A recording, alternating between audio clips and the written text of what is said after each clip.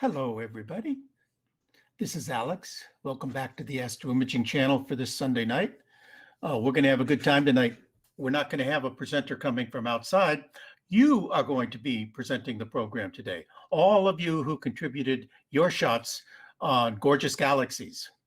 Arno is going to be with us a little bit later in the show. He got called away on some kind of meeting, and so we've rearranged our schedule a little bit. We're going to start off with Eric. And then we're going to go over to Tim, and they're both going to be presenting short segments on a particular skill in astroimaging.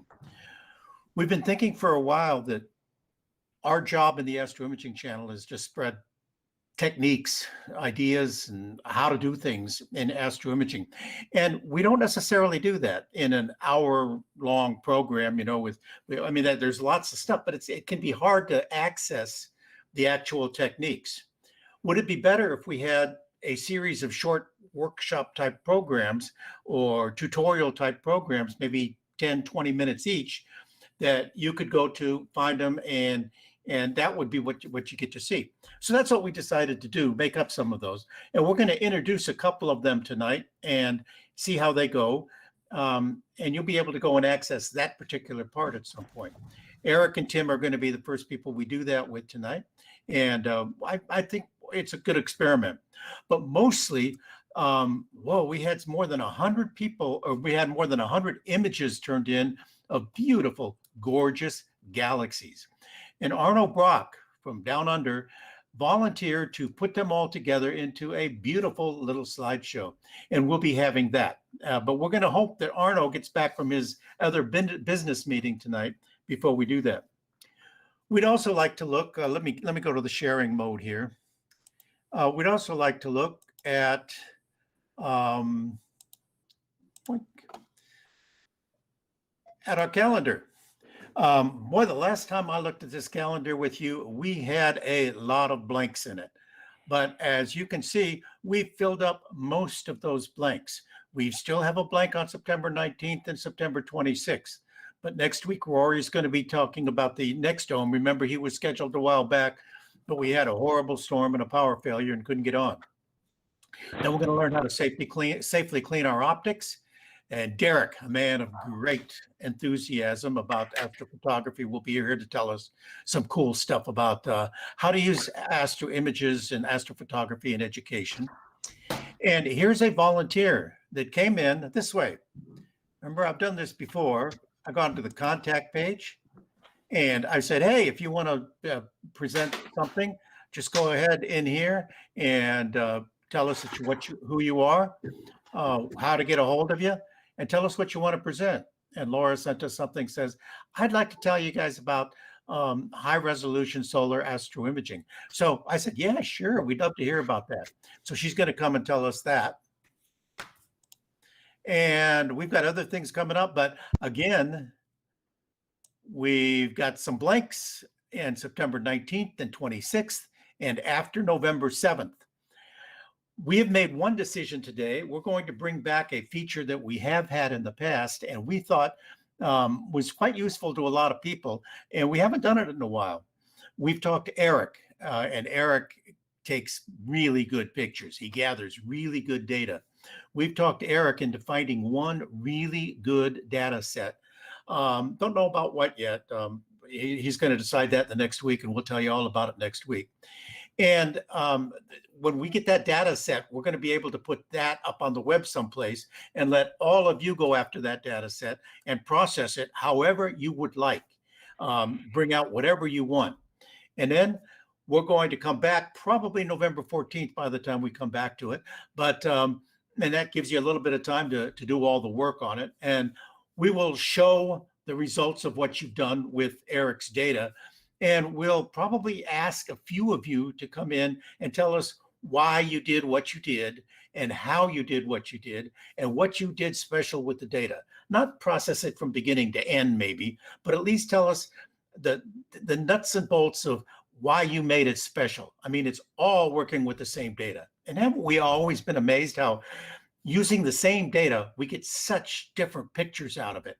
Well, you'll get a chance to do that. And if nothing else, you'll get a chance to to turn in to work on some really beautiful data, because Eric is out where the seeing is very good and he's got excellent equipment and he takes a lot of time to gather his data. So he'll give us our data sets and some FITS files, so everybody has access to it. Everybody can process it and give it back to us, and there'll be a whole web page about how to do it and everything else like that. So we're going back to having those workshops every now and then. Remember, we need you to contact us and tell us about how you would like to help make a presentation. Now, I get asked rather frequently, people say, well, you know, I think you've covered that topic before. Guys, we've done 400 shows. Yeah, we've covered that topic before. Any topic you can think of, we've covered that topic before. You aren't going to come up with something brand new that has never been heard of, okay? But you're going to have a way of presenting it that is particularly appealing to you, something that's useful for you and probably for other people. And even when we do have people talk about the same topics in repeated shows, they come up with something special. And maybe just it's even a special way of saying it that finally gets through to people as to, oh, that's how you do that kind of stuff. So don't worry about it being something that's already been covered. We can always use a new, fresh view on it. Also, don't worry about that you don't know everything about it. Honest. I've talked to some, Molly, Tim, Eric, Terry even. They don't know everything. Honest. Deep down inside, they're just like the rest of us, you know. They work really hard at what they do, but you can do it. All right. So please contact us. Today, like every day, you got room to put in all your questions over here. Whoops. I've got it there. I heard myself for a while. It's scary. There's a place over here to ask all your questions. And so I think we've covered everything on YouTube. You put your stuff in there, and I think we're ready to go. Oh, and Arno's here. Are we going with the plan here, or Arno just dropped in? So Eric, let's go ahead and go with you and give Eric, okay, Arno a chance to. Arno, is that good with you? Or you got enough time for the rest of the show? I'm all good. I'm here, and I'm here to stay. Okay, so well, our lineup's going to be Eric for 15-20 minutes, Tim for 15-20 minutes, and then the big show, the gorgeous Galaxies. Awesome. You're on, Eric. Okay, thanks, Alex. So let's get into it here. Let me just share my screen.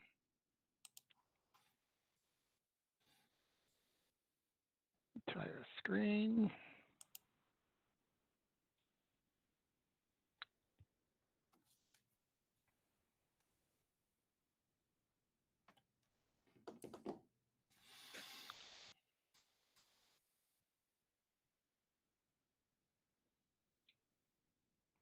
Oh, here we go.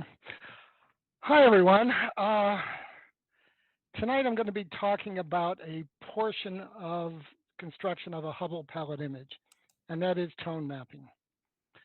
This is the image that we're going to be talking about, and a little bit later in the presentation I'll put up a link to the actual image on AstroBin, which is what you see.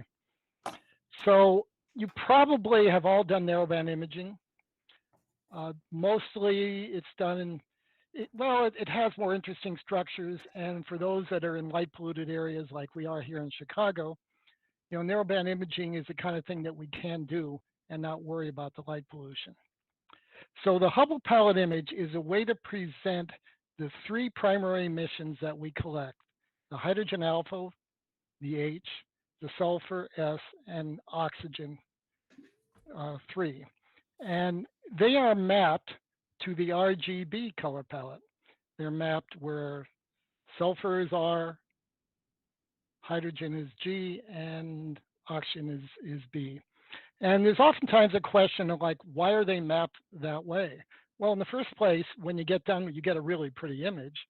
But the reason before that was that it starts with the longest wavelength, and the longest wavelength is actually the sulfur emission. So that would naturally be R. Hydrogen is next, even though it's kind of a lighter version of red, so that's going to be green, and oxygen, which is blue-green, is going to be blue.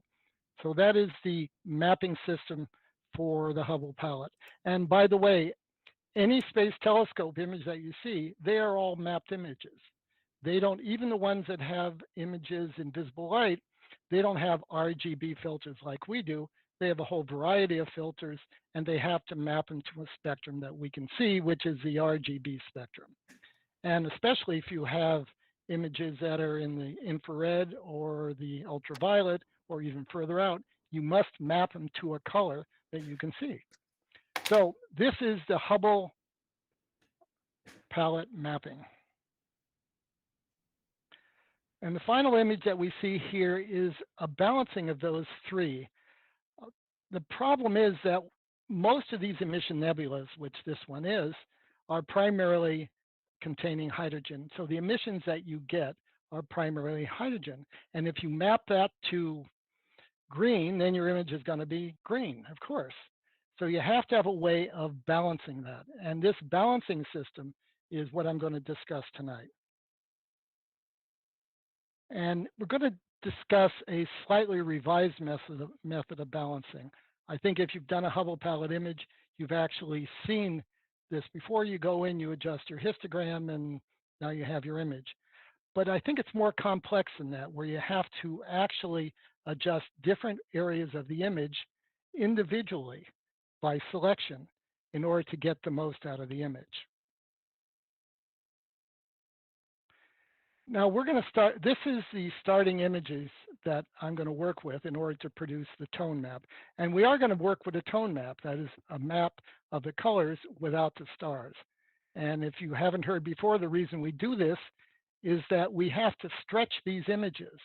And even the images you see here, the oxygen and the sulfur have already been stretched. And if I were going to working with images that had stars in them, those stars would get bigger. And even if we have a way of working around not stretching the stars, it can get very complex. And I'm sure that you have seen Hubble palette images where the stars have purple halos around them. Well, you get around that problem by working with starless images. And these are all generated in PixInsight, and this is what we're going to start with. But if you put them together, I've already said that, if you put them together, you end up with an image that kind of looks like the one in front of you on the lower right. It's green. It's green because hydrogen is the primary emission. And most any nebula, emission nebula you work with, if you just put the hydrogen, sulfur, and oxygen together, it's going to be green. But we can do a better job than that. We can go through this adjustment in different parts of the image and end up with something that I call multi-level tone mapping, which you'll see in just a moment. So let's get started. Let me stop this one.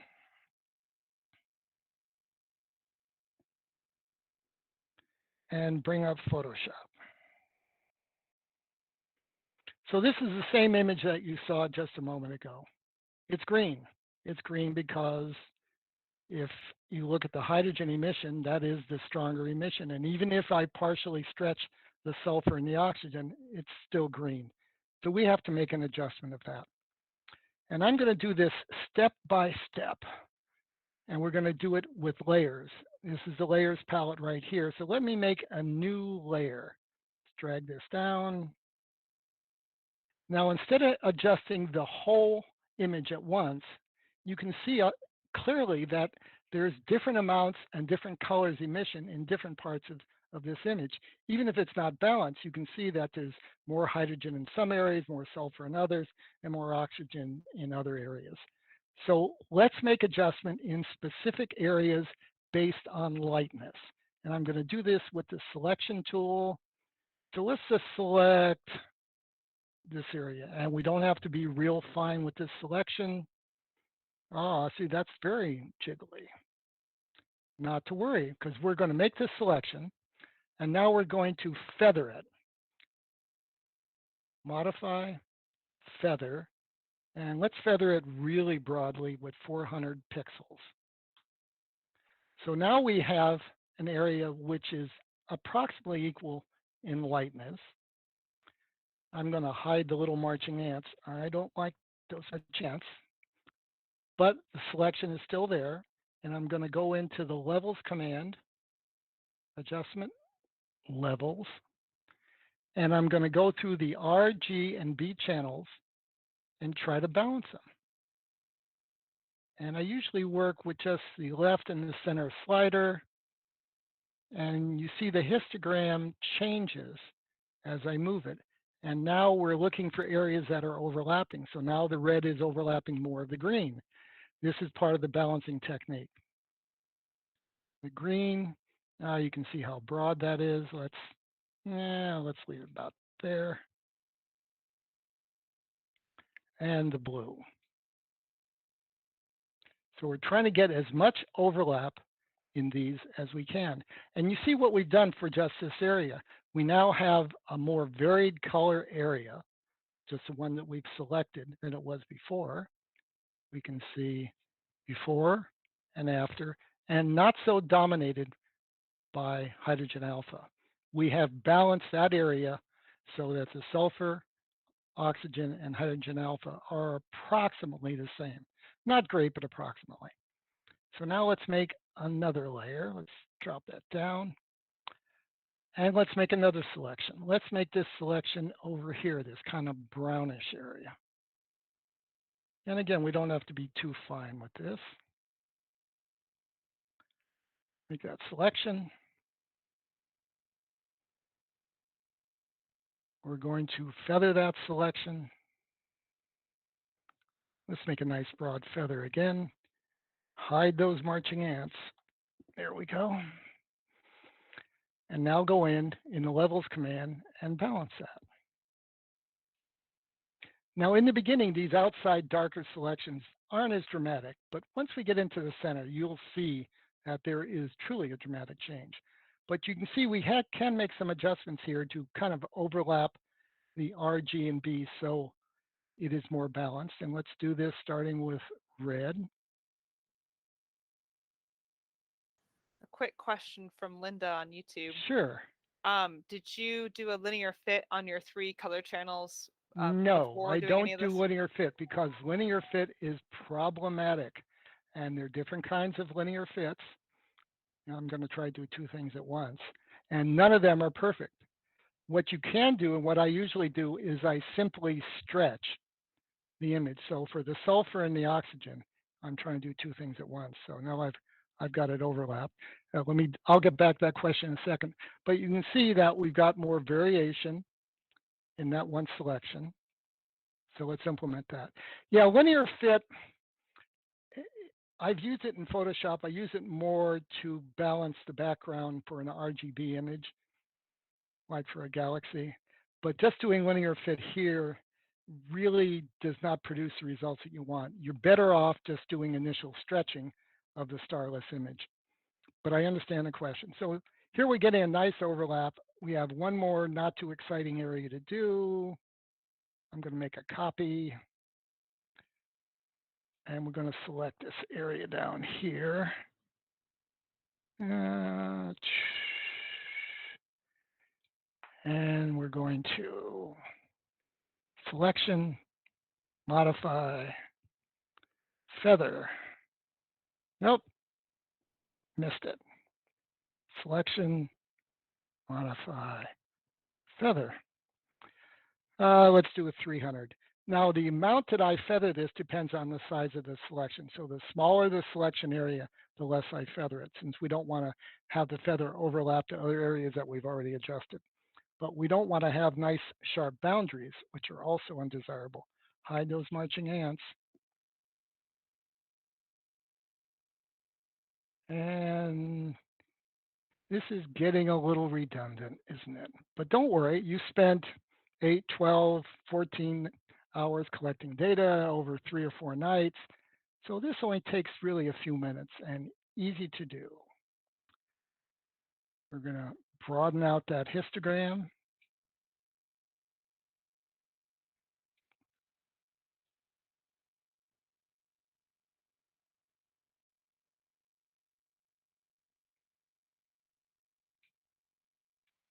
Now, you can see that the overlap isn't perfect, but watch what happens when we get to the end of this process in just a couple minutes.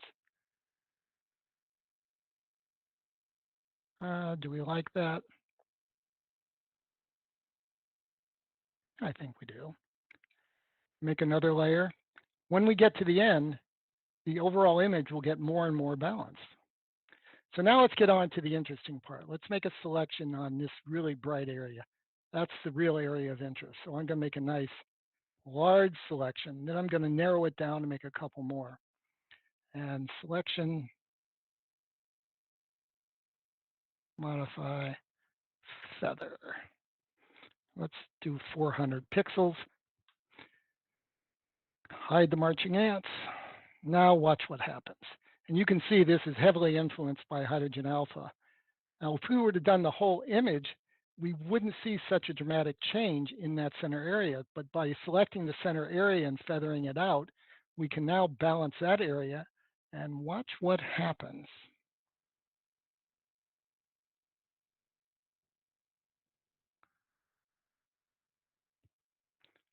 Here we have the red, bring it down, bring it out.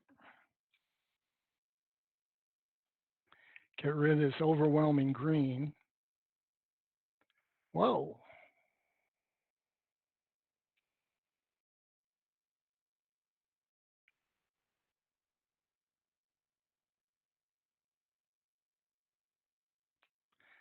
Now that's a change.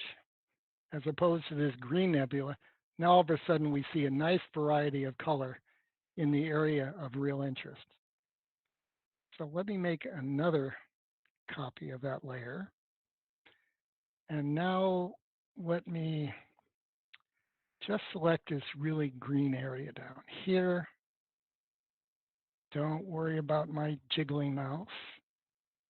Not important. And let's feather that selection. I don't think we need 400 pixels on that. Let's just say 250 pixels. Hide the marching ants. Go in and adjust the levels.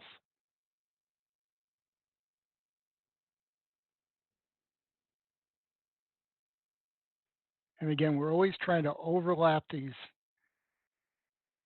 three channels so that the overlap looks kind of gray.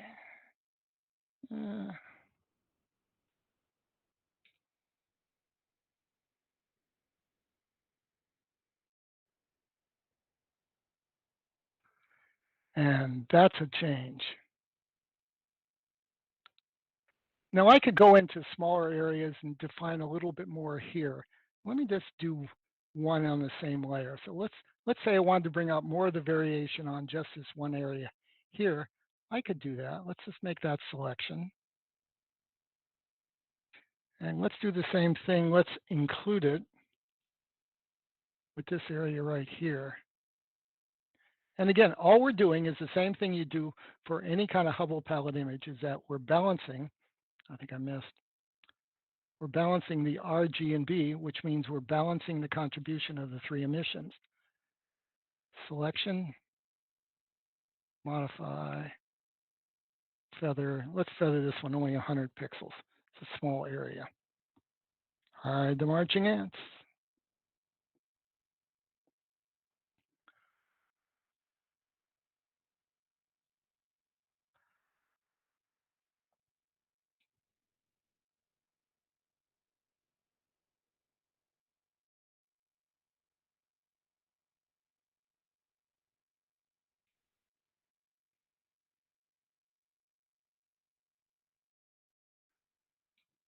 Do I like that better?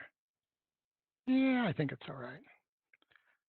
So now let me just step through this step by step here. See what a dramatic change we've made. Here's our starting image. We go with the darker areas first. Each time we're getting more and more variation in color until our final image. Now we're going to do one more thing here. There's an adjustment made by a fellow by the name of Bob Franke, and there's a link to his adjustment, which I gave Molly if you want to post that. And I have reduced that to an action. By the way, see how nice overlapped all the colors are pretty much? So that's the histogram by doing it one small area at a time. So now let's do the Bob Franke adjustment. And I have this over here as calling it the tone map adjustment. Let's make another layer here.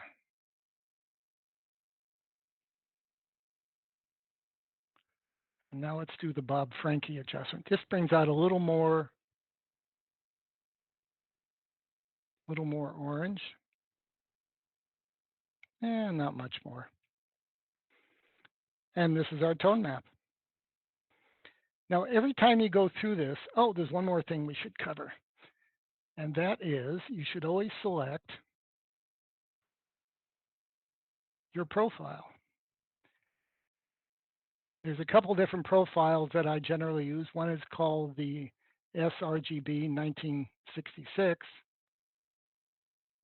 And the other one's the Adobe RGB 1998. The 98 is a little more dramatic. So you should always select your profile. If you don't put out a profile with your image, then it's going to be whatever profile is on the monitor that the people are displaying it. So here's our final tone map. Now all we have to do is put in stars. We're not going to really do that, except I'll kind of blink it in. Ah, we got stars. That'll be another presentation. So that's multi-level tone mapping. And you can see the posted image, which I put in a little more orange. Molly, you want to post that out on YouTube? Yep, got it. Are there any questions? It was just the one from Linda so far, but I'll let you know if any more come in since we're on a bit of a video delay here. Oh, I think we're good. That's the end of my presentation. Thanks, Eric. That's my, what was it, 12, 14 minutes? I have one question for you. Sure. From a philosophy standpoint. I knew that. Oh, I know that it's going to be the philosophy question.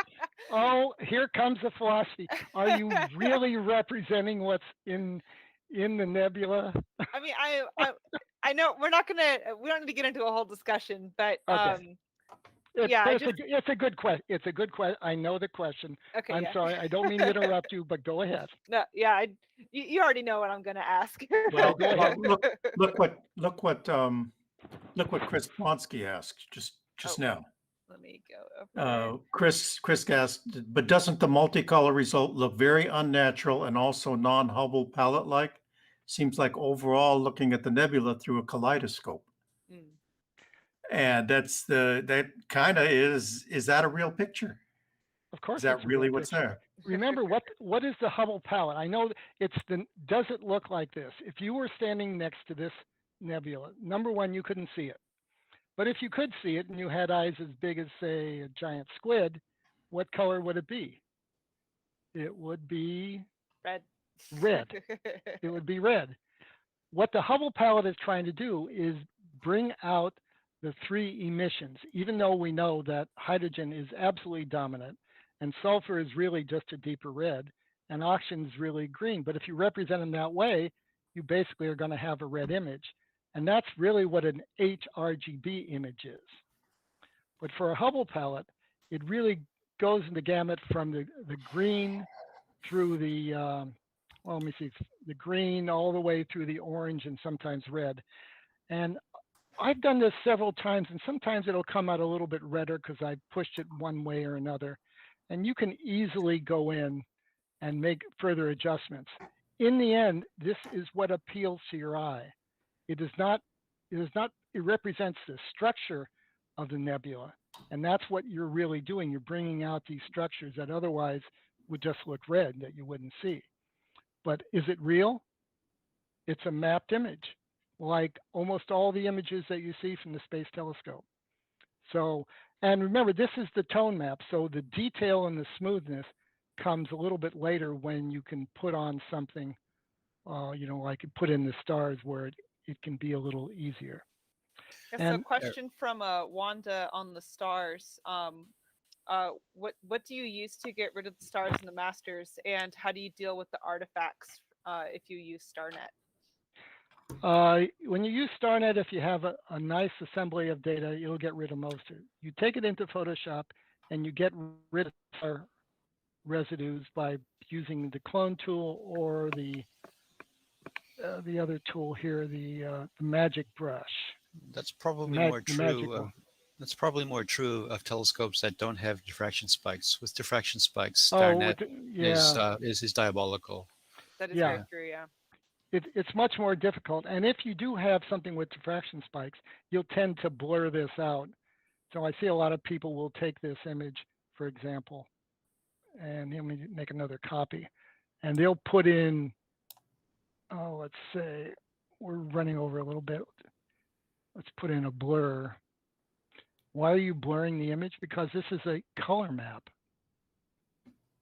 Yeah, the you can blur the color. You know this for the audience. You can blur the color, and as long as your luminance is sharp, you won't see Yeah. that blurring of the color at all because your eye's looking at the luminance, not the chrominance. It's really quite fascinating. You can do this experiment for yourself.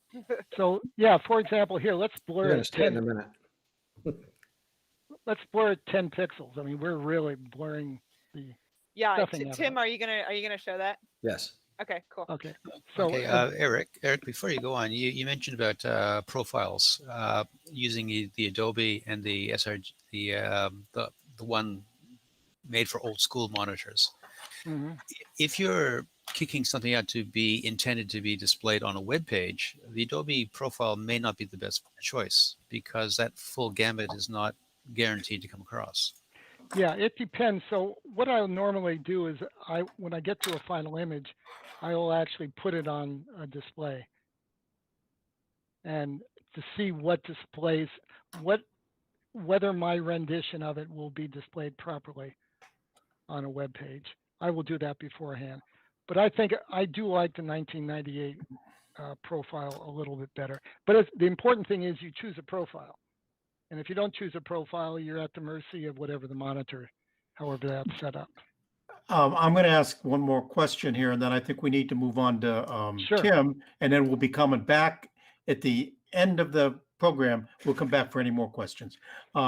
Black Tie Photography and Cinema says, oh, yeah, sure, that looks beautiful, and I could probably look at it all day. And it is beautiful, as all of Eric's work is.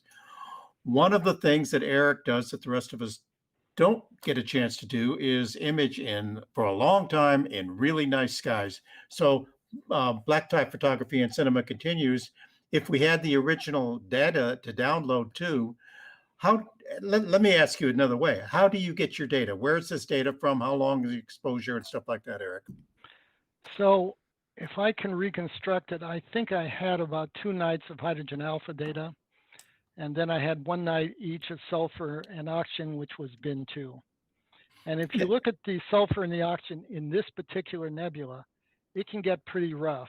And you have to go through, basically, once you remove the stars, you have to kind of blur that out before you put it together. Otherwise, it will be pretty rough. But that's really the beauty of doing a Hubble palette. And even So- if you do it, like JP does it, he does the same thing. You blur the image quite a bit in order to be able to stretch it and not have these giant artifacts. Well, Okay. I think Black Tie's point is that you have you create an image that is pleasing to look at, and you also still have the original data if you want to do any science with it. I think is what they're getting at. Now, Well, actually, let's- that's not exactly. Well, here's what well, I was okay, told. maybe not do science with it, but you still have like the original data. Sure. It came from somewhere. As soon as you Okay. stretch this data, the science is gone. I mean, yes, but I think that's their point. That, Okay, Molly, could we hold this off for later on in the program because I'm going to stop Tim, sharing. Tim, yeah, Eric needs to stop sharing, and Tim has also prepared some information. Another what we envision as a 20-minute section on a particular technique. So, Tim, can you take over? I sure can. Let me bring up my screen here. I'm going to be talking about actually the Alex, next step got right something after. going on in the background. I'm sorry. Alex has got some. I think it's Alex has some. Yeah, yeah, it going is. off in the It's my meteor cameras telling me I've got to go out and check something, and I'm going to ignore it. background. Okay. Okay. Yeah. Go ahead, Tim. Well, I'm going to be talking about taking the next step after the tone mapping technique that that Eric just presented, and that's how we can bring out the detail. And we're going to be covering deconvolution, stretching the image, using HDR multi-scale transform, linear histogram equalization, and sharpening. We got a lot to cover. I'm going to talk rather quickly, so everybody take a breath because we won't get another chance. Okay, let's move that out of the way. So I have here an image of the Running Chicken Nebula tone map that I've already processed using techniques that are exactly what you just saw Eric do. I have a starless version of HA here that we're going to use a little bit later. We'll come back to that. And this is the original HA stack for that image. This is straight out of image integration. Nothing has been done to the image at all. This is exactly the way that it came out of image integration. And that's very important because the first step that we're going to do is deconvolution. I hear my buddy Eric groaning right now and saying, I don't do deconvolution. The reality is if you have really, really terrific optics and really, really crisp seeing, deconvolution may have limited impact on your image. But basically what deconvolution attempts to do or really undo is the convolution, is the obfuscation of the image that occurs whenever we record it on a sensor. We've got the skies, we've got our optics, the sensor, all of these things tend to convolve the data, and deconvolution uses what's called a point spread function to deconvolve, to undo that damage that was done to the image. And so that's the first thing that we're going to talk about, is how we produce that point spread function. A point spread function is a response to a point input. So if you're talking in general about what a point spread function is, we give it a pulse, see what happens. Well, the great pulse that we have in our images are stars. They are exactly a point of light source, and if we look at what happens to the stars, we can see how the atmosphere and our equipment is convolving the image. Now, it used to be that the way that you produce this point spread function was to go into this function right here called dynamic PSF, and you would go and select star, star, star, star, and find a bunch of stars that would fit a particular set of parameters and would give us a good point spread function. That was a very time-consuming process, and quite frankly, it was messed up more often than not by most people.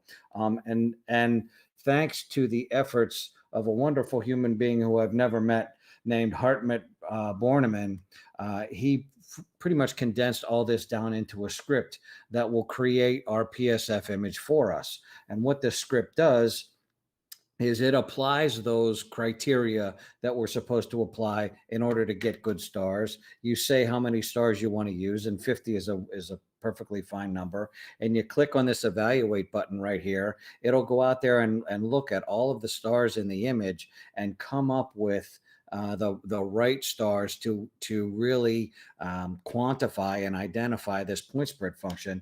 And then when we're done, we can view the stars that it chose, and we can click create, and it'll create the PSF. Now that takes a few minutes to run, and we're short on time, so I've already done that. And what we get is a point spread function that looks like this. This is how the PSF it has been characterized by producing that image, that PSF image. That's going to be important for running deconvolution in a minute, but it's only one step that we need. The other thing that we need to do is we need to worry about something called de-ringing. If I pull up deconvolution here and just turn all of this off, maybe I'll just explain this by way of demonstration. But if we go ahead and apply deconvolution right now without having any de-ringing at all, we get these little artifacts, these little ringing artifacts around the stars, and basically what you have there is a mathematical principle, and I forget the name of whoever the guy was that figured out what that was. I don't remember, but anyway, there's mathematics involved that tells us why we get this ringing, and there are ways to undo the ringing. One of the first things that we do is we use this global dark and global bright to set up a global de-ringing model. These are typically very small numbers. When you first start the deconvolution process, the number's way too big. I think it's like 0.1, way too big. So you usually end up turning this down and fooling around with these numbers back and forth until you get a global de-ringing model that removes the ringing around these stars. And the other thing that we do is we use this local de-ringing. What that does is it uses what's called a local support file to kind of focus in our efforts on de-ringing. That local support file, in effect, is a star mask. And so I'm going to show you how we can produce a really great star mask really quickly with this linear, unstretched data. So what I'm going to do first is create a copy of the file, and I'm going to use multi-scale linear transform. And what we're going to do is change this to 5 layers, and we're going to turn off layers 1 and the residual layer. And when we run that on our image, what ends up happening is we knock out all of the nebula. We knock out all of the noise. You'll see if I zoom this way up, we don't have any noise left in there. And all we're left with are the stars, right? Because we've pulled out those 2 layers, where not layer 1 where we have noise and the residual layer where we have everything else. Now we've helped the star mask creation process to work much more efficiently, and we'll end up with a better mask. So I set a noise threshold here of around 0.1. The scale that I want for this is a scale of 3. I don't want a lot of large scale growth for this de-ringing map, so I set that around 1. But small scale growth, we do want to protect the smaller stars, and they're not really that bright, so we do want some small scale growth there. Compensation value of 2. We want it to be pretty smooth, and we want to make sure that we turn on aggregate and binarize. These 2 options will help brighten up the star mask. So if we go ahead and execute this now, you're going to see what I think is a pretty good looking star mask pop out of this. There we go. And this is going to be our local support file for our de-ringing function. We're going to get rid of this image that we used to create it. We don't need that any longer. I'm going to call this, what did I call it? Wait, let me just check, so I don't have to do this twice. De-ringing support. So we're going to call this de-ringing support. Oops. If I could type, I could call it that. There we go. And we're just going to put this aside for a moment. We'll move that over here. So now it's time to run deconvolution. Now, something else that you'll see if you go on and look for tutorials online is that a lot of people use masks for deconvolution, where they mask off the brighter areas. I submit to you all that that is not the way that the developers at PixInsight had envisioned this tool, and we should not be using masks to do deconvolution. And I'm going to show you how to do deconvolution where we don't introduce any noise and where we have nice pretty stars. So right now we've got our de-ringing set up with a global dark, a global bright, and we have our de-ringing support file. You can adjust this amount slider and play around in a preview until when you apply your deconvolution, as I've just done, we still have nice pretty stars. See, we don't have any bouncing. Here's before and after, before, after. We don't have any bouncing going on in the stars. The stars are tightening up nicely, and I don't know if it's coming through on the YouTube show. I know that it's kind of hard to see sometimes, but if you look at these areas of nebulosity, we go from this soft kind of appearance to something that's a little more sharp, right? A little sharper. We are introducing some noise though, and you can kind of see it there, and you can really see it in low signal areas where there's some noise in here. And this is the reason that most people incorrectly use a tool, run to a tool that they're familiar with, which is a mask, and they mask off the low signal areas. The better option is to use regularization. Now, wavelet regularization and the regularized Richardson-Lucy algorithm is how you should be doing this. Now, I usually start with around 3 layers, and I set them at 5, 3, and 1. For the noise reduction. I always use a Gaussian model, not a Poisson. So if we go and execute this now, you'll see that we've gotten rid of as soon as it finishes running. We've gotten rid of all of that noisy stuff that was floating around in there before. We have nice smooth gradients, nice smooth transitions. We still have the definition before and after that we were after here, and our stars look great. So here we are ready to run now on our whole image. Again, this is going to take a few seconds. I didn't want to wait and spend the time. So here is our fully deconvolved image. And if I zoom in on this, oops, on some of this here, let's zoom this up a bit. We can see if I do a before and after there, you can see the result of our deconvolution. If I move to an area that is, let's go over here, that is, more low signal, you see that we haven't introduced any noise, we haven't increased the noise in the image, and we use no masks. That, in my opinion, folks, is the right way to use deconvolution. I'm just going to rename this little bugger L, and we're off. We're off to the races. Now, you might say, well, that was a pretty small change. What we're after here is small changes, because we're going to do a lot of things, as I said in my introduction there, that are all going to incrementally improve the sharpness of this image. So we want to take little bites at the apple. We're not looking for a big dramatic holy cow moment. We're looking for small incremental changes as we go through the process. So that was our first change. Now let's stretch the image. I'm going to turn off my screen stretch here. There we go. And I will bring up my stretch. Let me make this a little bit bigger so that we can see what we've done. There's my histogram, and we'll just bring it up in a preview here. And you can see what I've tried to do in my screen stretch is bring the black point right into the bottom of the blacks, right into this hip right here.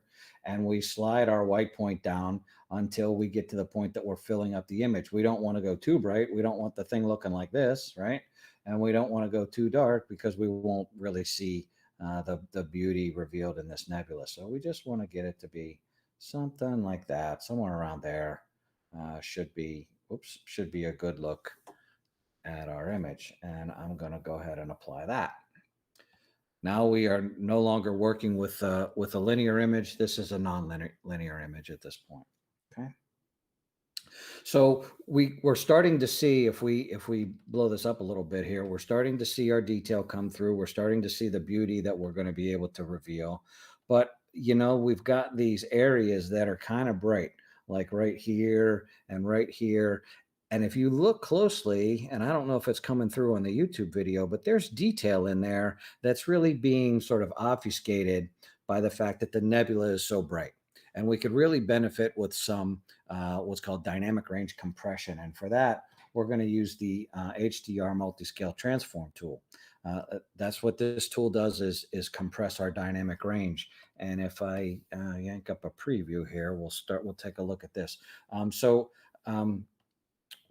Again, what this tool does is compress our dynamic range. I think by default, when you go in, it's set for 6 layers and a scaling function of B3 spline, and lightness mask is turned off. Excuse me. We definitely want to turn on our lightness mask. We want to apply this to the brighter areas of the image. That's the whole point.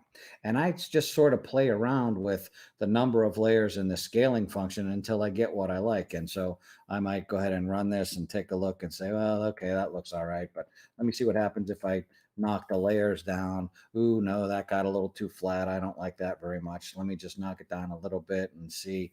Yeah, that's starting to look a little bit better, but I think let's see what does small scale look like? Let's take a look at that. And I just kind of fool around like this until I get to the point where I'm getting the kind of results in the image that I want to see. And if we go back to the full image and I get rid of this preview here, make it a little easier to see.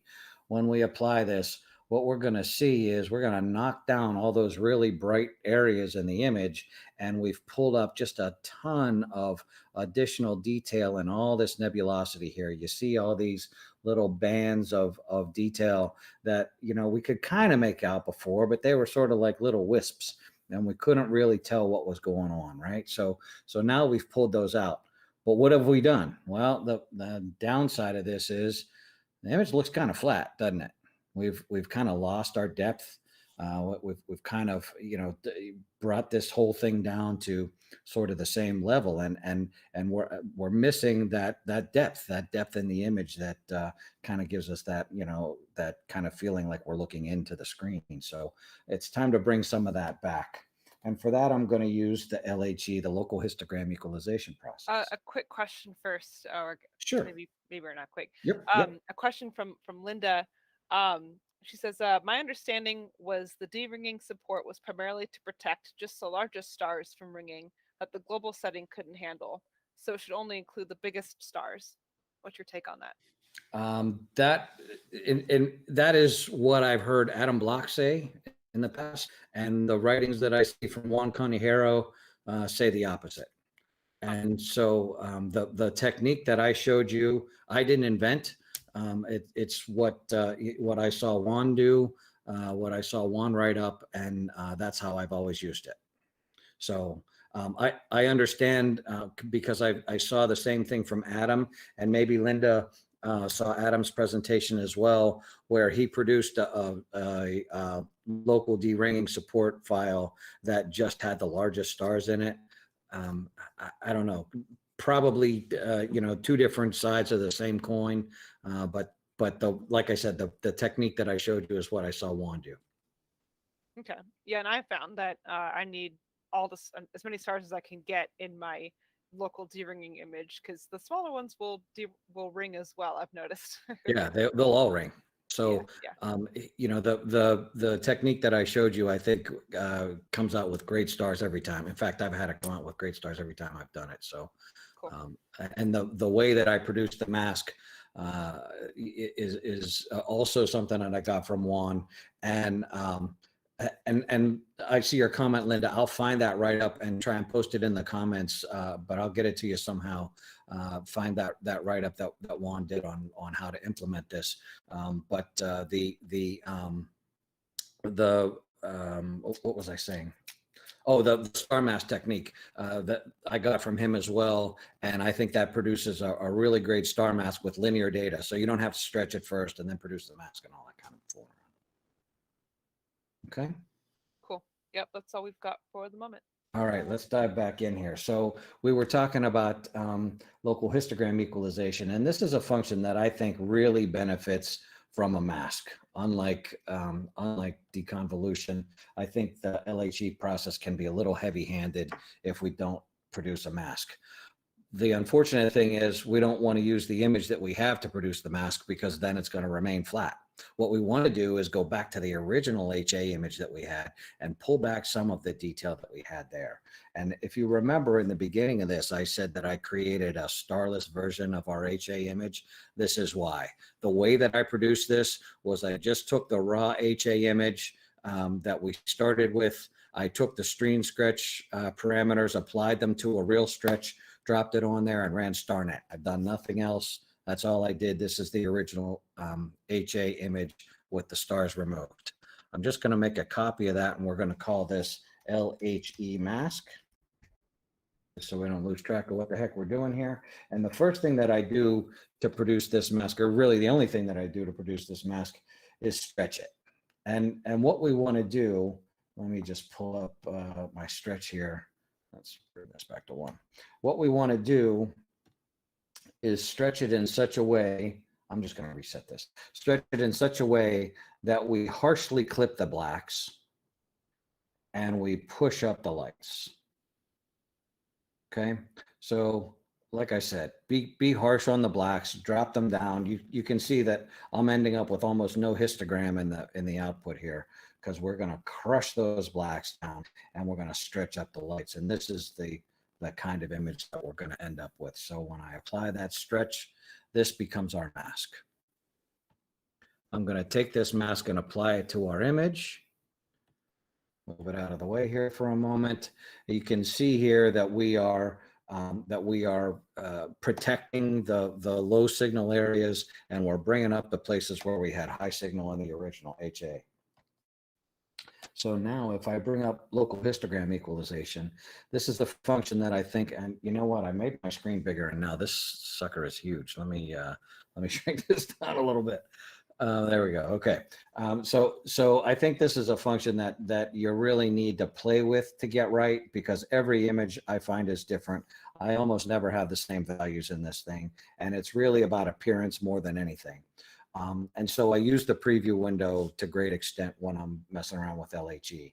The kernel radius, you'll typically see that anywhere from about 100, maybe 90, up to around 200 or 300, about 250 or 300. In that range somewhere is where you'll typically find the appearance that you're looking for. I like this one around the 175 mark when I was doing it originally. And if we turn this on or off, if we blink this on or off right now, you can see the contrast that's coming back. But I personally think that's a bit much. And I'm going to turn this down a little bit. We'll take this contrast down to maybe 1.5 and maybe drag the amount down a little bit here. And I'll blink that on and off. And now you can see before and after. We're just bringing back some of that contrast, some of that depth that we had in the original image, maybe just a little bit more there. Yeah, that looks good. So you can see before and after. What we've done there is brought back some of that original contrast, but not to such a degree that we're obfuscating the low signal detail areas that we have in there. So let's go ahead and apply that. And if I zoom in after this is done here, this will only take a second. If I zoom in on this area that I keep calling attention to, because there's lots of lines and stuff, you can see how much more detail we're bringing out here now. So if I do sort of a before and after here, before and after, you can see we're really getting some nice detail come up around what my wife refers to as the angry cat in this nebula. You get some real pretty detail coming up here. If we kind of go over to some of these areas here like this, you can see that we're really starting to pull up some nice looking stuff. Let's go over here maybe to this area, and you can see this little this little wall before and after. We're really starting to get some nice detail now. Okay, so that's local histogram equalization. The last thing that we're going to do is sharpen this up a little bit. And so I'm going to use multi-scale linear transform to do my sharpening. Notice that I'm leaving my mask applied that I created during the LHE step. I use the same mask when I sharpen. We want to sharpen the high signal areas, leave the low signal stuff alone, in my opinion. And so sharpening is something that is easily overdone, in my opinion. And this is where we really want to kind of take our time and be careful about how we are applying this. And so let's pull up a preview here, and I'm just going to zoom in on an area like this and see what the effects of sharpening are. Now you notice that I'm also applying some de-ringing here to keep our stars from bouncing around. We'll get the same kind of ringing artifacts that we saw in deconvolution if we're not careful here when we sharpen. But if I turn this sharpening on and off, if we blink it, you can see the before and after. There's before and there's after. We're really starting to sharpen up these details. And I don't know how well this is coming through in the YouTube presentation. I hope you can see that. But we've gone from, in the beginning, what was, I think, a pretty soft and muddy image to something that now has a few razor blade edges on there that I think look pretty good. Now, again, we don't want to overdo it. And typically what I do is I only sharpen in 2 and 3, or sometimes 2, 3, and 4, depending on the image. And I have a bigger number in layer 2 than I have in layer 3. Don't sharpen in layer 1 or you're just going to increase noise. And so this is kind of the method that I use. And I just sort of tune these numbers until I get into a place where I like it. And I usually start too high. So if I just put this, let me just show you, if I put this at 5.5 and 0.1, and you can see what a mess we can make of the image if we apply too much sharpening. To me, that's too crispy, too crunchy. We don't want it to be that harsh We just want to bring out the detail. And now I can't remember what numbers that I had in here were. Let me just open it back up again rather than guess. There we go. Okay, so I'm going to go ahead and apply this sharpening to our image. And that is it. We should have now our nice sharp HA layer. Now there's one thing that we don't have though. If we look at the original tone map, you see a whole lot of pretty colors and pretty stuff over here on this side of the image, right? And if we look at our HA layer, there's nothing there. Well, these pretty colors that we have are not coming from HA. And if I were to apply this luminance, in effect, to this tone map, all of this stuff would disappear. And I don't want it to disappear because I think it's pretty and I like it. So, but we want to make sure that we keep all of this detail that we just created in the center here. And the way that I do that is, let's start off by creating a mask, and I'm going to use the game script. If you guys don't know or use the game script, go look at it. It's really cool. I'm going to add an ellipse, and we're going to move this ellipse right here, and I'm going to make it a nice big circle like that. And we're going to use this to protect this area of detail that I have. And what we're going to produce is a gradient mask. You see over here where it says the mask that I want to produce is a gradient mask. And I'm going to go ahead and create that. And that looks like this. And if I apply this mask to our image and show it, we can see we're actually doing the opposite of what we wanted, and we'll just invert it. But you can see that the gradient that we produced in the center here is going to be right over top of all the pretty detail that we want to protect. So I am going to invert that mask and hide it again, and can move him out of the way. And now let's yank the luminance out of our tone map. That's a pretty simple operation, one click. And here's all that stuff that we want to add in here. How do we do that? Well, the easiest way, in my opinion, is to use pixel math. And it's a pretty simple expression. If you're familiar with lighten in Photoshop, this is the same as a lighten operation. We're just taking the maximum value of either our original image or tone map. That's going to be applied everywhere except where we have it masked off. Except where we have it masked off. So when we apply this to our image, we see all of this come up all nice and pretty, but we didn't change that. And so if I do a before and after here, before and after, we can see all of that stuff on the left side is coming up nicely, and all the stuff in the center is pretty much staying the way that it was with the detail that we've already brought up. So now we are ready to apply this to our tone map. The way that I do that is with the channel combination tool in CIE lab mode. You can also use the LRGB tool, and frankly, I don't know what the difference is. This is just how I learned to do it, and I'm a creature of habit sometimes. So I don't know that there's any difference in using the LRGB combination tool or using channel combination in CIE lab mode. Maybe one of you guys know what the difference is, but this is, like I said, the way that I've always done it. So we just put our L image in here, and I'm going to apply that to our tone map. And boom, there we go. We get our stars back, all nice and pretty. We get our detail. If I zoom this up and do a before and after here, you're going to see a dramatic change. So if we look at the original tone map, it looked like this, and you can see that it's pretty soft, right? The colors are all there, all of the areas are there, but it's pretty soft. And as soon as we apply that, in effect, luminance layer, and ignoring the stars for a moment and looking at the nebula, you can see that we've got some really nice, sharp, crisp lines. We have lots of detail coming through in here.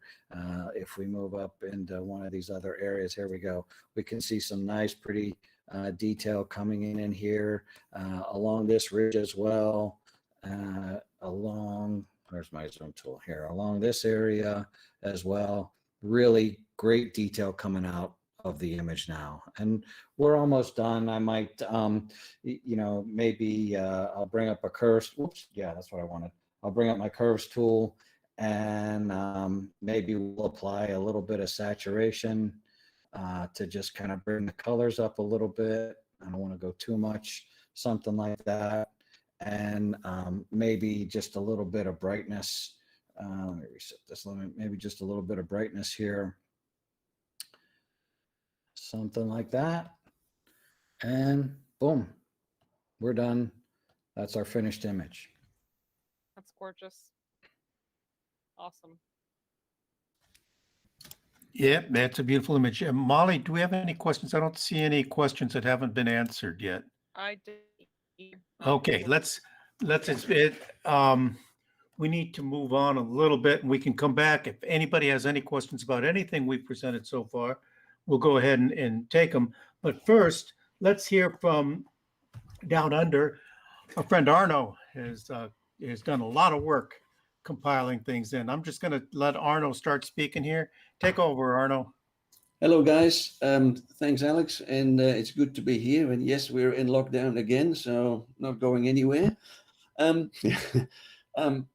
First of all, I would like to thank all the Astro Images for providing their images. They were awesome. We had almost 50 people submitting 100 images. I put them all in the presentation because I think they all need to be shown. The good news is we'll have a next project coming up. We talked about that before. It will be about nebula. The name we came up with, Nebula, the Beauty of Dust. I thought that was a nice one. The images, you can start submitting them probably around next week. Alex will update the website over the next couple of days, and we'll then run that show somewhere at the end of November. So we'll accept images coming in till say the end of October, and then in November we'll do the similar presentation, but then about the nebula. So on that note, let me start sharing my screen and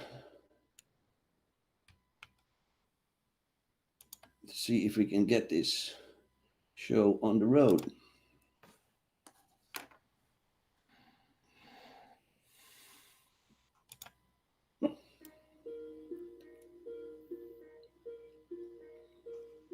Arno, are you trying to share the video? Yep. Oh, I think it's going to work better if I run it because I'll be able to pipe the audio through. Cool. No worries. I'll stop it.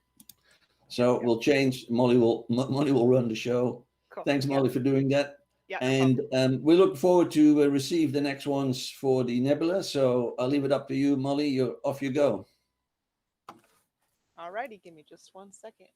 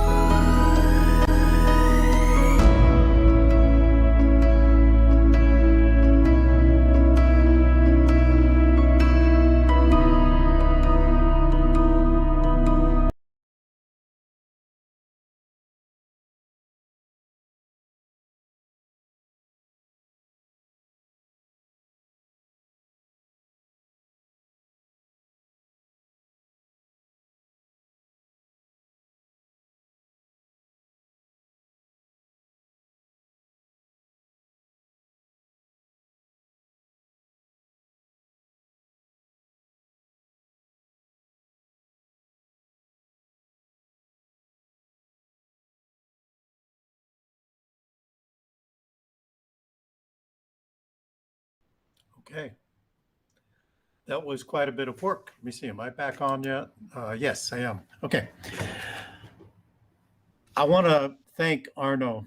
I know you guys have sat there through many times me asking you to volunteer for something.